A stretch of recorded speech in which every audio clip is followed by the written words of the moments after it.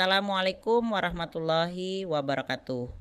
Bertemu lagi di kelas bahasa bersama Ibu Titik di tema mengkritisi informasi dari berbagai sumber. Kali ini kita akan mempelajari mengenai menimbang informasi yang valid. Valid itu apa sih? Valid itu berarti benar dan terpercaya. Tujuan pembelajaran kita pada hari ini adalah untuk mendapatkan sumber informasi yang valid dan dapat dipertanggungjawabkan berdasarkan penggunaan kata kunci yang tepat. Bagaimana sih sebenarnya cara mendeteksi akurasi informasi yang diperoleh? Tentunya setiap harinya kita mendapatkan informasi dari berbagai sumber. Mungkin dari media sosial, dari teman-teman sebaya. Nah, bagaimana sih caranya kita mendeteksi bahwasannya informasi yang kita terima itu benar atau tidak? Lalu mengapa kita harus memahami fakta dan data dalam informasi yang diperoleh? Nah, kira-kira karena apa? Supaya kita bisa lebih cerdas dalam sikapi informasi. Seorang futuris bernama Alvin Toffler pernah menyatakan tentang dunia yang dibagi atas 3 gelombang berikut peran manusia di dalamnya. Gelombang pertama, bahwa siapa yang menguasai pertanian akan menguasai dunia. Gelombang kedua, bahwa siapa yang menguasai industri akan menguasai dunia. Dan yang gelombang ketiga, bahwa siapa yang menguasai informasi maka akan menguasai dunia. Dan kita sekarang berada pada gelombang ketiga, yakni bagaimana jika kita menguasai informasi maka kita akan bisa menguasai dunia. Nah, informasi adalah sesuatu yang sangat berharga, sehingga banyak orang yang bekerja mengelola informasi apa yang telah dirintis oleh H.B. Jasin sejak tahun 1940 dengan mendokumentasikan perihal sastra. Adalah contoh pekerjaan mengelola informasi, meskipun pada saat itu dilakukan secara manual. Informasi yang sangat berharga adalah informasi yang menyajikan data-data faktual secara akurat. Informasi yang sesuai dengan data dan fakta sebenarnya disebut dengan informasi valid. Maka valid adalah informasi yang sesuai dengan data dan fakta yang sebenarnya, sehingga bisa dibuktikan kebenarannya. Nah, apakah ada kemungkinan informasi yang disajikan seseorang atau sebuah lembaga itu tidak valid? Lalu tentu saja hal itu mungkin terjadi karena apabila informasi tersebut disajikan tidak teliti atau tidak diteliti lebih dahulu. Lalu sebagai penerima informasi, kita juga harus membaca secara kritis agar dapat memastikan sebuah informasi itu valid atau tidak valid. Kesalahan informasi dapat saja terjadi apabila penulis informasi enggan melakukan pengecekan dan penelusuran sumber informasi yang digunakannya. Nah, lalu bagaimana sih cara mendeteksi akurasi informasi pada infografik? Berikut dijelaskan bagaimana tips untuk mendeteksi akurasi informasi. Yang pertama adalah ketepatan penulisan dari nama orang, nama lembaga, nama organisasi atau lembaga nama, peristiwa, dan sebagainya.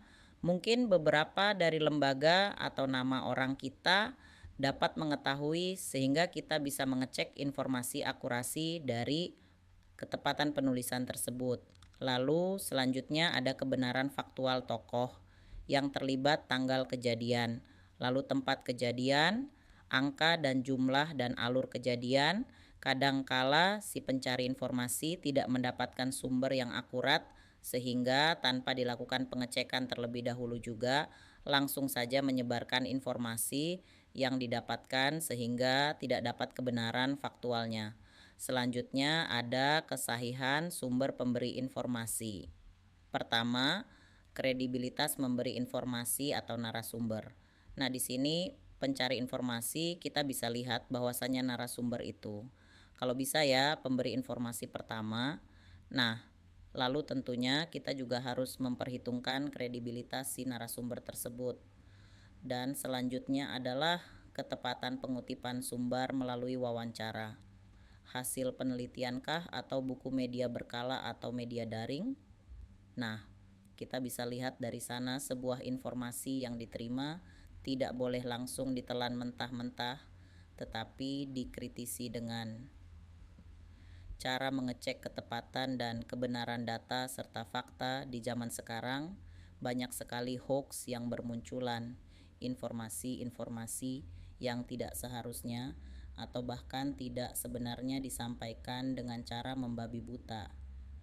Kadang kala jika kita menerima informasi itu mentah-mentah, kita akan tergiring untuk setuju dengan informasi yang disampaikan dan itu tidak boleh terjadi. Karena itu tidak akan merusak diri kita sendiri tetapi juga akan merusak pilihan kita selanjutnya. Maka tugas kita sebagai manusia yang harusnya lebih cerdas. Kita tidak boleh langsung menelan mentah-mentah informasi tersebut, melainkan kita harus mencari data dan fakta yang seharusnya terjadi. Apalagi di zaman internet serba cepat dan ada di mana saja. Jadi tidak ada alasan lagi untuk kita tidak mau mengecek kebenaran atau fakta dari informasi yang disebarkan. Berikut ada infografik mengenai Chairil Anwar, itu salah satu sastrawan yang terkenal. Dari sini dijelaskan mengenai pertama, ada data karya dan kehidupannya secara kronologis atau berdasarkan urutan waktu, dan juga ada data karya secara kuantitas atau berdasarkan jumlah atau banyaknya. Nah, di sini ada hidup dan matinya si binatang jalang. Ini diambil dari salah satu puisi fenomenal. Ir Anwar lahir di Medan 26 Juli 1922. Jadi ini ada infografis urutan waktunya juga di sebelah kanan, sebelah kiri ini ada infografis kuantitas berdasarkan sumber ya. Nah, kita lihat di sebelah kiri dulu, di sini ada masa kecil hingga remaja. Pada usia 15 tahun, ia memutuskan menjadi seniman, dan pada usia 19 tahun, ayah dan ibunya bercerai. Lalu dia bersama ibunya hijrah ke Jakarta, tinggal di rumah Sahril, menjadi penyiar radio. Lalu puisi-puisinya banyak ditolak, sehingga pada akhirnya puisinya menjadi fenomenal ya. Lalu di sebelah kanan kita lihat dimulai hidupnya dari 26 Juli 1922. Lalu pada 1942 puisi Nisan pertama kali dimuat di Panji Pustaka. 1943 menulis puisi Aku. 1945 puisi Aku diterbitkan di Majalah Timur. Lalu pada 6 September 1946 menikahi Hafsah. 4 Oktober 1947 anak pertamanya lahir, lalu bercerai dengan istrinya. Pada tahun 1948 5 Januari 49 talas ayahnya dibunuh tentara Belanda, dan pada 28 April 49 hari wafat akibat TBC. Di sini juga ada penjelasan 94 tulisan yang Chairil Anwar miliki. Nah, apakah data dalam infografis ini benar? Nah, di sini kita akan dilihat atau bisa memastikan apakah data tersebut valid atau tidaknya.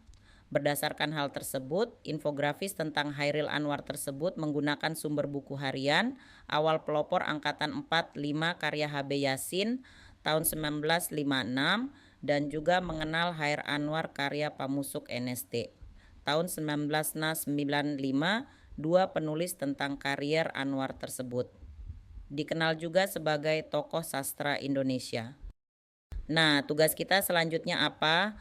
Nah, melalui sumber tercetak atau sumber elektronik atau daring, kita dapat menelusuri sebuah informasi dengan mengetikkan kata kunci di mesin pencari.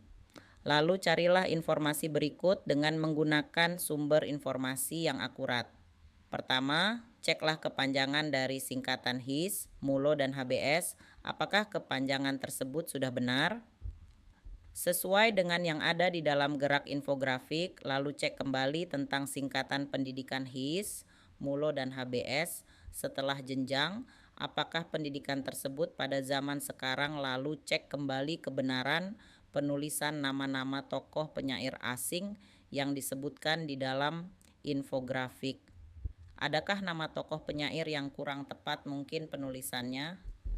Nah, kita akan mengecek bagaimana kita bisa cek valid atau tidaknya sebuah informasi. Itu saja materi mengenai informasi sumber yang valid.